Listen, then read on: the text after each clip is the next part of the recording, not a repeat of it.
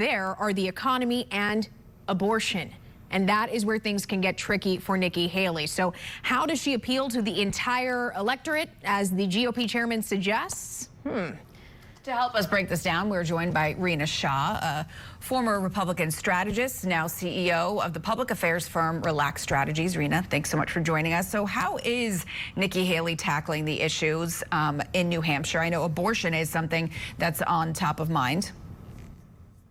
From what I'm seeing, Nikki Haley is going to continue to be who she brought to 4 debate stages last fall. And I think it's that sense for her is that her message resonates with those people who are center right, more moderate. And let's not forget that demographic that's going to be all important as we get towards this fall and going to really determine the general election this fall. It's that independently minded voter in a swing state, largely college educated. We're looking at, of course, women as well, and women who are not too far away from childbearing age or within childbearing age. These are the women, as they think about strengthening the American family, as they look at the economy. Nikki Haley's message is really resonating with these people because, like I said, these are not far right folks. These are people that are thinking with economy top of mind. They're also looking at crime, public safety, and thirdly, immigration as well as education are very important to that demographic. Nikki Haley will continue, again, what she started this past fall with, that message. It shows she can be very strong in a general election against any Democrat. And to that point, I think we have some sound actually of Haley.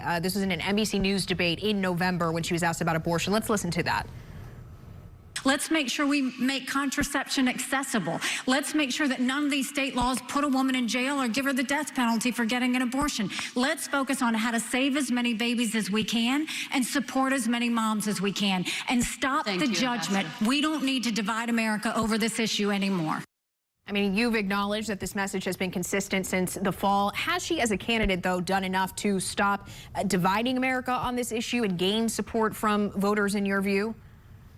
Well, what was not in that soundbite is a phrase that she has used quite a bit as she continues on talking in that way. She says, we want to humanize, not demonize American women. And I believe I'm paraphrasing something she said there in one of the debates. But that, to me, the use of those 2 words is really quite brilliant because that just shows she has the empathy that's needed when talking about such a hot button issue, but an issue that conservatives look at in the aftermath of the overturn of Roe versus Wade. They look at abortion as having been settled. Now, this is, again, conservatives, because what conservatives really wanted with the overturn of Roe was the issue being kicked back to the states. So states making determinations really for their people on that issue of abortion. What's happened in all this, though, is there are a lot of radical measures taken in certain Republican-led state houses. So Haley has acknowledged this, but she also, again, in talking about abortion in gingerly, in such a what seems to be practical way, she stands to gain more people doing what I think the GOP has talked about for a long time but been unsuccessful at, is widening, making the tent of the party bigger. It's interesting because Nikki Haley, she's a female, right? And it's interesting to see that she's had a bit of trouble gaining support from female voters in general. There was a December poll from Emerson College that shows 70% of her supporters are male. While that's good, the question is, how can she gain more female support?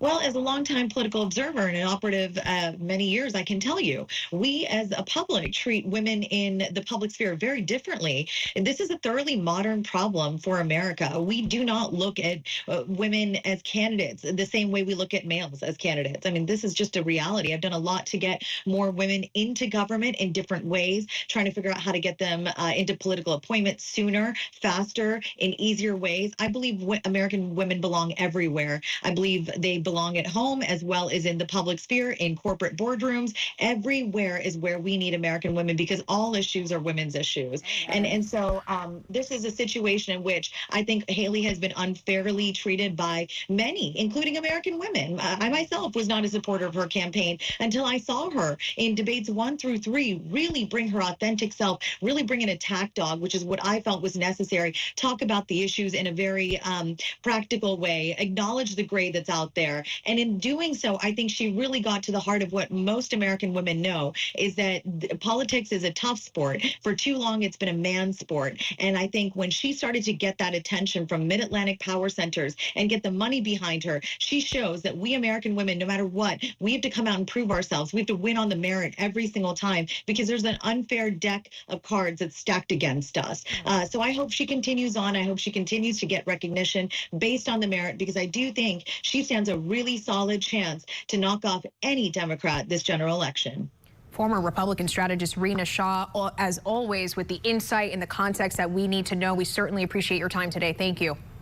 Thank you, ladies. Take care. And you can find deeper dives on all of these stories and much more online. Check us out at scripsnews.com and at Scripps News on X, Instagram, Facebook, TikTok, and Threads. Ahead on Scripps News Live, with the winter weather spreading all across the country, we've got advice from the director of FEMA about how you can keep your family